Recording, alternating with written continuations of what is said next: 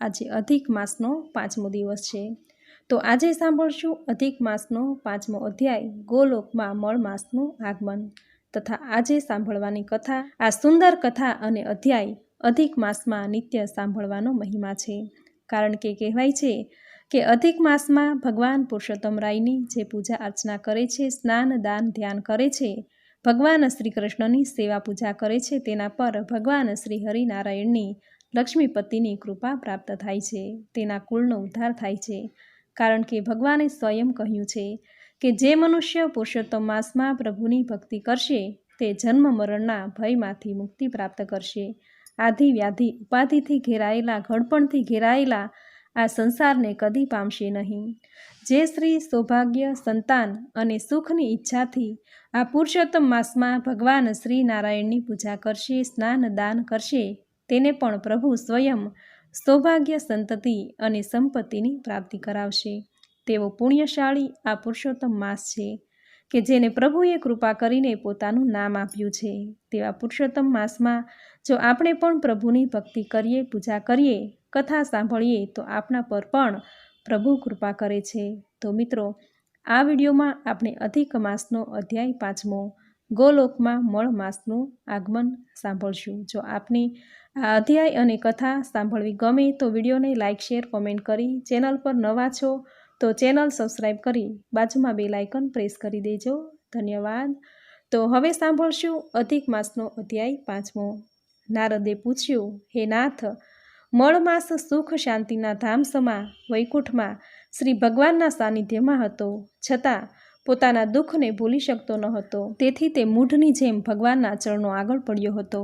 ભગવાનની પાસે રહેલા ગરુડજીને એમ લાગ્યું કે તે મૂર્છા પામ્યો છે, તેથી તેને ભાનમાં લાવવા માટે ગરુડે મળ માસ ઉપર પાંખો વડે વાયુ ઢોળવા માંડ્યો। થોડી વારે તે સ્વસ્થ થયો એટલે ભગવાન કહેવા લાગ્યા।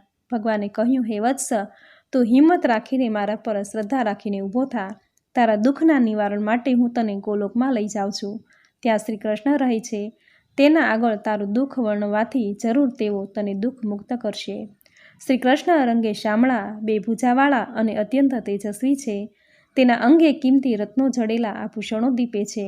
મસ્તકે કૌસ્તુભમણીથી શોભતો મુકુટ અને કાને લટકતા કુંડળો તેમની પ્રતિભામાં ઓર વધારો કરે છે। શ્રી કૃષ્ણ જ્યારે ભવ્ય રત્ન જડિત સિંહાસન પર બિરાજે છે ત્યારે અનેક પાર્ષદો તેની સેવામાં હાજર રહે છે। એ શ્રી કૃષ્ણ જ્યારે મોરલી વગાડે છે ત્યારે તેનો નાદ સુણીને ગોપીઓ અને ભક્તો સાનભાન ભૂલી જાય છે। શ્રી કૃષ્ણ ભક્તોના દુઃખ હરવાને તેમજ ભક્તોની મહેચ્છા પૂરી કરવા ગોલોકમાં હંમેશા તત્પર રહે છે। એ શ્રી કૃષ્ણ ભગવાન પાસે તને હું લઈ જાઉં છું। વિષ્ણુ ભગવાન પળવારમાં મળ માસને ગોલોક લઈ આવ્યા। ગોલોકનો વૈભવ અને શોભા જોઈ મળ માસ સ્તબ્ધ બની ગયો। અહીં સુવર્ણ મંદિરો, રત્ન મંદિરો હતા, અતિ રમણીય બાગ બગીચાઓ હતા। ગોલોકના રસ્તા રત્ન જડિત હતા, તેથી ચારે કોર ઝગમગાટ થઈ રહ્યો હતો। ગોપ ગોપીઓથી સેવાતા શ્રી કૃષ્ણ ગોલોકમાં બિરાજી રહ્યા હતા। નૈમિષારણ્યમાં ઋષિ મુનિઓ સમક્ષ સૂતજી નારાયણ નારદનો સંવાદ સંભળાવી રહ્યા હતા। તેમાં શ્રી કૃષ્ણે અર્જુનને અધિક માસના વ્રતનો મહિમા સંભળાવવા માંડ્યો। તેમાં અધિક માસ વૈકુંઠ લોકમાં વિષ્ણુ ભગવાન પાસે પોતાનું દુઃખ વર્ણવવા ગયો અને ત્યાંથી વિષ્ણુ ભગવાન મળ માસને ગોલોકમાં ભગવાન શ્રી કૃષ્ણ પાસે લઈ આવ્યા। ત્યાં સુધી કહ્યું। હવે આગળ શું બન્યું તે જાણવા સૌ ઉત્સુક બન્યા હતા। એટલે શૈનક મુનિએ સૂતજીને કહ્યું, હે સૂતજી, ગોલોકમાં ગયા પછી મળ માસની શી દશા થઈ છે તે હવે સંભળાવો। આ પ્રમાણે બૃહદ નારદીય વિશે પુરુષોત્તમ મહાત્મ્યમાં અધ્યાય 5મો સમાપ્ત। બોલો ભગવાન પુરુષોત્તમ રાયની જય। તો મિત્રો, આપણે સાંભળ્યો અધિક માસનો અધ્યાય 5મો। હવે સાંભળશું આજે સાંભળવામાં આવતી વાર્તા ગાય માતાની સેવાનું ફળ। આ કથામાં ગાય માતાની મહત્તા દર્શાવી છે, આથી અધિક માસમાં આ કથા સાંભળવાનું મહાત્મ્ય છે। આપણા હિન્દુ ધર્મમાં ગાયને માતા કહેવાણી છે। ભગવાન શ્રી કૃષ્ણએ પણ ગાયની ખૂબ જ સેવા કરી હતી। પુરુષોત્તમ માસના અધ્યાયમાં ભગવાન શ્રી કૃષ્ણના નિવાસને ગોલોક બતાવ્યું છે। આજે પણ ભારતીય સમાજમાં ગાયને માતા કહે છે। શાસ્ત્રોમાં કહ્યું છે કે જ્યારે બ્રહ્માએ સૃષ્ટિની રચના કરી ત્યારે સૌથી પહેલાં ગાયને પૃથ્વી ઉપર મોકલી અને પૃથ્વી પરના જનાવરોમાં ગાય જ એક એવું પ્રાણી છે કે જેને આપણે માં કહીએ છીએ. કહેવાય છે કે માં શબ્દની ઉત્પત્તિ ગૌવંશથી જ થઈ છે. આથી દરેક સંતાન તેની જન્મદાતાને માં કહે છે. ગાય પોતાનું દૂધ આપી આપણને શારીરિક પોષણ આપે છે. આયુર્વેદના મતે ગાયનું દૂધ એ ઉત્તમ કહેવાણું છે. ગાય માતાની ખરીમાં સૂર્યનાડી રહેલી છે, જેથી સૂર્યના તેજનો પ્રભાવ ગાયના દૂધમાં હોય છે. આથી ગાયનું દૂધ અમૃત સમાન સોના જેવું કહેવાયું છે. ગાયના છાણામાં માતા લક્ષ્મીનો વાસ છે. ગૌમૂત્રમાં માતા લક્ષ્મીનો વાસ છે. આથી ગાયના છાણાનો ધૂપ કરવાથી ઘરમાં નકારાત્મક શક્તિ નષ્ટ થાય છે, સકારાત્મક ઉર્જાનો વાસ થાય છે. આથી માતા લક્ષ્મીનો ઘરમાં સદાય સ્થાયી નિવાસ થશે. ગૌમૂત્રમાં માતા લક્ષ્મીનો વાસ છે. આથી ગૌમૂત્ર અચૂક લેવાય છે અને ઘરમાં જ્યારે શુભ દિવસ હોય, પવિત્ર વાર તહેવાર હોય ત્યારે ઘરમાં ગૌમૂત્રનો છંટકાવ કરાય છે. કહેવાય છે કે પવિત્ર દિવસોમાં ઘરમાં ગૌમૂત્રનો છંટકાવ કરવાથી ઘરમાં પવિત્ર ભર્યું વાતાવરણ સર્જાય છે. આથી ઘરમાં શુભતા સાથે મંગલતા આવે છે, માતા લક્ષ્મીનું આગમન થાય છે. પહેલાંના જમાનામાં કહેવત હતી કે ગાય વિનાનું ઘર નહીં અને બળદ વિનાના ખેતર નહીં. એ જમાનામાં જે ઘરે ગાય વધારે હોય એ ઘર ધનવાન ગણાતું. મિત્રો, ગાય માતાનું આપણા જીવનમાં ખૂબ જ ઋણ રહેલું છે. આ સમયમાં ગાય માતાની સેવા તો આપણે ન કરી શકીએ, પરંતુ જ્યારે અગિયારસ હોય, પૂનમ હોય, અમાવસ્યા હોય એવા પવિત્ર દિવસે ગાય માતાને લીલો ઘાસચારો ખવડાવો, જેનાથી પુણ્યનું ભાથું બંધાય છે. દરેક ભારતીય ઘરોમાં એવી પ્રથા છે કે પહેલી રોટલી ગાયની. સવારે જ્યારે બહેનો રોટલી ભાખરી કે જે કંઈ બનાવે છે તેમાં પહેલો ભાગ ગાય માતાનો કાઢે છે અને પછી જ પરિવાર માટે બનાવે છે. આમ જ્યારે પણ દિવસની પહેલી રસોઈ બનાવો ત્યારે ગાય માતાની પહેલી રોટલી જરૂર બનાવવી જોઈએ. આમ કરવાથી ઘરમાં ક્યારેય દરિદ્રતા નહીં આવે, ઘરમાં કોઈનું અકાળ મૃત્યુ નહીં થાય. રોટલીમાં ઘી અને ગોળ લગાવી ગાયને ખવડાવવાથી વ્યક્તિના ભાગ્યના દરવાજા ખુલે છે, તેનું સૂતેલું ભાગ્ય જાગે છે. આટલો પ્રભાવ છે ગાયને રોટલી ખવડાવવાનો. ગાય માતાની મહત્તા જેટલી આંકીએ એટલી ઓછી છે. આવો મહિમા છે ગાય માતાનો. તો મિત્રો, આ હતું ગાય માતાનું મહાત્મ્ય. હવે સાંભળશું અધિક માસનું મહાત્મ્ય દર્શાવતી કથા વાર્તા ગાય માતાની સેવાનું ફળ. એક ગામ હતું. ગામથી થોડે દૂર એક નદી હતી. નદીને કાંઠે એક ભીલડી અને ભીલ રહે. છૈયા છોકરા હતા નહીં. ભીલડીને ભગવાનનો ભરોસો. ભીલ કહે કે ધણી, ઉપરવાળાને આપણા જેમ બે હાથ નથી હો, ઘણાય હાથ છે. એને ઘેર એકેય વાતની ખોટ નથી ને મારો વાલો બધાયની સામું જોવે છે અને એકલા આપણી બેની સામે નથી જોતો એવું કાંઈ ન હોય. એમાં કાંક આપણા કરમની આંટી હોય, બાકી એને મન રાજા અને રંક કાંઈ જુદા નથી. ભીલડીની આજ આવી જોગી જોગંદર વાતો, એની વાણી બોલી સાંભળી ભીલ એકદમ નવાઈ પામી ગયો અને કહેવા લાગ્યો કે લખી, તું જોગી અને જોગંદરની બોલી બોલવા માંડી. આવી શાસ્ત્રની વાતો તે ક્યાંથી જાણી? ભીલડી કહે, જો ધણી, આખો જન્મારો તું બોલ્યો ને મેં સાંભળ્યું. તે જેમ કીધું એમ મેં કર્યું. ક્યારેય આડી જીભ વાળી નથી, આડો હાથ દીધો નથી. હા કહે તો હા અને ના કહે તો ના. ભીલ કહે, તારી વાત સાચી છે. ભીલડી કહે, તો ભલો થઈને આજે મારી એક વાત માન કે આપણે કાંઈક વ્રત કે નિયમ લઈએ, જેથી આપણો આખો જન્મારો સુધરી જાય, આપણી કાયાનું કલ્યાણ થઈ જાય. આજે લાકડાનો ભારો જટ વેચાઈ ગયો એટલે હું ઝૂંપડી આવવા પાછી વળી. રસ્તામાં ઠાકર મહારાજના મંદિરે કોઈ મોટા જોગી જોગંદર બેઠા હતા, ધર્મની વાત કરતા હતા. વહેલી પરવારેલી તે ઘડીક ઊભી રહી અને ધર્મના મીઠા બોલ સાંભળ્યા. એમાં એટલું સમજાણું કે જે કોઈ અધિક મહિનો આખો વ્રત રાખે, નદીએ નાય, એના મનોરથ પૂરા થાય છે, એનો જન્મારો સુધરી જાય છે. એ ધણી, બાપજી બીજી એક વાત પણ કહેતા હતા કે અધિક મહિનો એ ઠાકર મહારાજનો મહિનો છે. ભીલ કહે, એમ? તો ભીલડી કહે, હા, અને એટલે જ એનો મહિમા વધારે છે. પણ આપણે તો અભણ રહ્યા, જંગલમાં રહેનારા, આપણને તો અધિક મહિનો ક્યારે આવે એની કશી ગમગતા નથી. વળી બાપજી એવું પણ કહેતા હતા કે જન સેવા એ જ પ્રભુ સેવા, જે કરે સેવા એને મળે મેવા. ભીલડીની વાત સાંભળી ભીલ નિરાશ થઈને બોલ્યો કે લખી, તું જે કહે છે એ વાત તારી સાચી, પણ આપણે રહ્યા ભીલ. જગત આખું આપણને અછૂત ગણે, આપણને આઘા રાખે, કોઈ અડે નહીં, કોઈ આપણો પડછાયોય ન લે, તો પછી આપણને સેવા કોણ કરવા દેશે? આપણી સેવા કોણ લેશે? લખી કહે, હા, તારી વાત સાચી છે, પણ તું એક વાત ભૂલી ગયો. ભીલ કહે, કઈ? તો લખી કહે, આપણા વડવાની. તું જેમ છડિયા અને નાવમાં બેસાડી નદી પાર કરાવે છે, એમ જ આપણા વડવા કેવટ નાવ ચલાવતા. અને એક દિવસ ઠાકર મહારાજ પોતે હાજરા હજૂર એમના વહુ સીતા માતાને નાના ભાઈ લક્ષ્મણ જાતે આવ્યા હતા અને કેવટને કીધું હતું કે નદી પાર કરાવ. કેવટ અને કેવટે એમના પગ ધોઈને નાવમાં બેસાડી નદી પાર કરાવી હતી. ઉતરાઈ નહોતી લીધી, ભગવાને એમને ન્યાલ કરી દીધા હતા. તને યાદ છે ને? ભીલ કહે હા.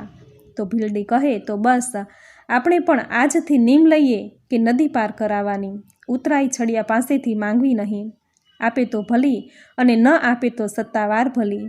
આપે તો ના કહેવાની નહીં અને ના આપે તો જે સીતારામ. બસ આ આપણી સેવા ને આ આપણું વ્રત અને આ જ આપણું નેમ. આમ ભીલડીએ ભીલને સમજાવી લીધો છે. વાતોમાં ધ્યાન રહ્યું નથી, સમયનું ભાન રહ્યું નથી. કોઈ પોતાની વાત સાંભળી રહ્યું છે એની એ ખબર નથી અને સાંભળનારાય એવા લીન થઈ ગયા હતા આ ભોળા ભક્તોની વાત સાંભળતા હતા. તેનાથી બોલાઈ ગયું કે વાહ, અભણ એટલું યાદ રાખે ઓલા ભણેલ ભૂલી જાય. તમારા પગ ધોવા દ્યો રઘુરાયજી. ભીલ અને ભીલડી એક સાથે ચમક્યા. પાછળ જુએ છે તો કોઈ મોટો જોગીદાર ઊભા છે અને મરક મરક હસે છે. ભીલ અને ભીલડી બે હાથ જોડીને પગમાં પડી ગયા. શું બોલવું એની સૂઝ પડી નથી. બસ હાથ જોડી ઊભા રહ્યા છે. મહાત્માએ બંનેને ઊભા કર્યા પછી કહે, કેવટ નદી પાર કરાવશો કે? હા બાપજી, નદી પાર કરાવવાનું જ અમારું કામ છે. હાલો બાપ, અબઘડી ઓલા કાંઠે લઈ જાઓ, બેસી જાઓ નાવમાં. પેલા મહાત્મા નાવમાં બેઠા. ભીલ અને ભીલડી બંને હલેસા મારવા લાગ્યા. થોડી વારમાં તો સામે કાંઠો આવી ગયો છે. મહાત્મા નાવમાંથી કિનારે ઉતર્યા છે. વિચારે છે કે ભોળા ભક્તોએ હમણાં જ સંકલ્પ કર્યો છે કે ઉતરાઈ લેવી નહીં અને એટલે એ ઉતરાઈ લેશે નહીં, પરંતુ મારાથી એમને ઉતરાઈ દીધા વગર કેમ જવાય? ત્યાં તો ભીલ બોલ્યો કે બાપજી, તમારી પાસેથી ઉતરાઈ લેવાની નથી હો. અમે નીમ લીધું છે અને પહેલાં પરમથી જ તમને નદી પાર કરાવી છે. મહાત્મા બોલ્યા કે ભાઈ, તમારા બંનેની સઘળી વાતો મેં સાંભળી છે. ઈશ્વર તમારા મનોરથ પૂર્ણ કરશે. આજથી બરાબર 7 દિવસ પૂરા થાય એ પછીના 8મા દિવસથી અધિક માસ બેસે છે અને પુરુષોત્તમ માસ કહેવાય છે. આ દિવસથી રોજ 30 દિવસ સુધી નદીમાં નાહી ધોઈ ગાય માતાની સેવા કરજે અને 7 વાર ગાય માતાની પ્રદક્ષિણા કરજે. ભગવાન તમારું કલ્યાણ કરશે. વળી 1 દિવસનું 1 અશ્વમેઘ યજ્ઞ કર્યાનું પુણ્ય મળશે. આમ આશીર્વાદ આપી મહાત્માજી વિદાય થયા છે.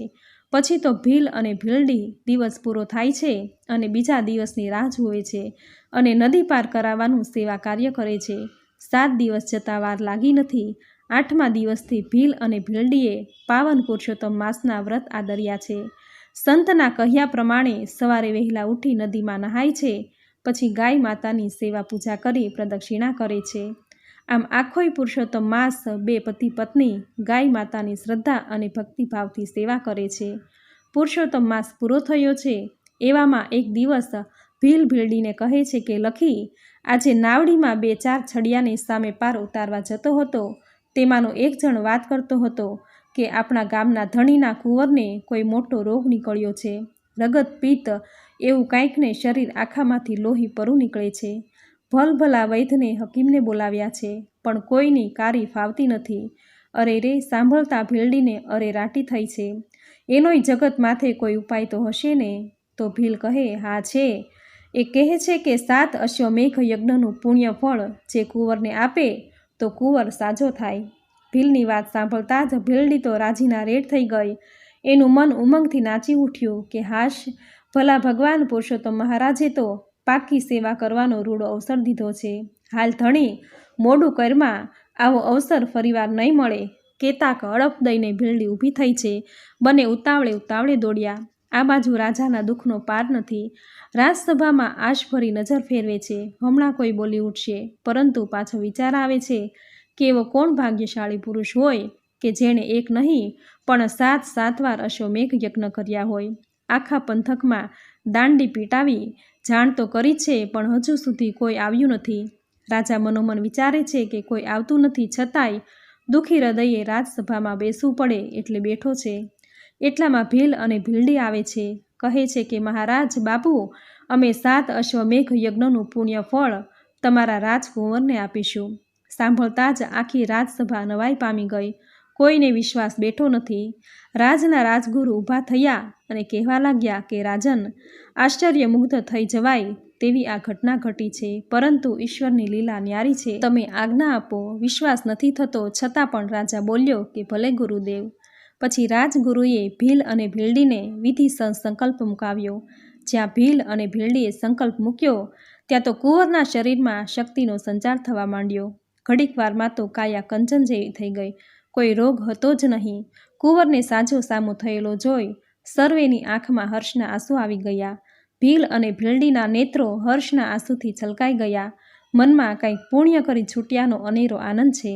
રાજા અને રાણી દોડ્યા છે, બંનેના પગે પડવા જાય છે. ત્યાં તો ભીલ કહે છે, અરે રે મહારાજ, આ શું કરો છો? મારા બાપ રોકી લે છે. રાણી ભીલડીને પૂછે છે કે બહેનડી તો કહે, ક્યારે અને કેવી રીતે તે અશ્વમેઘ યજ્ઞ કર્યો? પુરુષોત્તમ યજ્ઞના વ્રત ફળના પ્રભાવે ભીલ અને ભીલડીના જ્ઞાનના દ્વાર ખુલી ગયા છે. વાણીમાં પરિવર્તન આવ્યું છે. તે નમ્રતાપૂર્વક બધી વાત કરી. પાવન પુરુષોત્તમ માસના વ્રતનો અને પ્રભુજીનો મહિમા ગાયો છે. ગૌ સેવાનું ફળ કહ્યું છે. આ સાંભળી સર્વે હર્ષ પામ્યા, આનંદ મંગળ વર્તાયો છે. પછી તો સર્વએ હવે પછી આવતા પાવન પુરુષોત્તમ માસથી વ્રત કરવાનો સંકલ્પ લીધો છે. ભગવાન પુરુષોત્તમ રાયનો જય જયકાર કર્યો છે. પછી તો ભીલ અને ભીલડી બોલ્યા છે કે હે પુરુષોત્તમ ભગવાન, હે પ્રભુ, જેવા અમારી ભેરે થયા છે, અમને ફળ દીધા છે, એવા જ તમારું આ વ્રત કરનારને, તમારા વ્રતની કથા વાંચનારને, સાંભળનારને, કહેનારને સૌને ફળજો, સૌની મનોકામના પૂર્ણ કરજો. જય પુરુષોત્તમ ભગવાન. તો મિત્રો, આપણે સાંભળી અધિક માસનું મહાત્મ્ય દર્શાવતી ખૂબ જ સુંદર કથા વાર્તા ગાય માતાની સેવાનું ફળ અને ગાય માતાની સેવાનું મહાત્મ્ય, જે તમે પૂરી શ્રદ્ધાથી સાંભળ્યું. જે સાંભળવું તમને જરૂર ગમ્યું હશે તો વિડીયોને લાઇક કરી કોમેન્ટમાં જય ગાય માતા, જય પૂર્ણ પુરુષોત્તમ રાય જરૂર લખજો. ચેનલ પર નવા છો તો ચેનલ સબસ્ક્રાઈબ કરી બાજુમાં બેલ આઇકોન પ્રેસ કરી દેજો, જેથી આપણા અધિક માસના દરેક નવા અધ્યાય, દરેક નવી કથા તમને મળતી રહે. તો ફરી મળીશું આવી જ નવી ધાર્મિક માહિતી, નવી ધાર્મિક કથા સાથે. ત્યાં સુધી આપ સૌને મારા જય શ્રી કૃષ્ણ.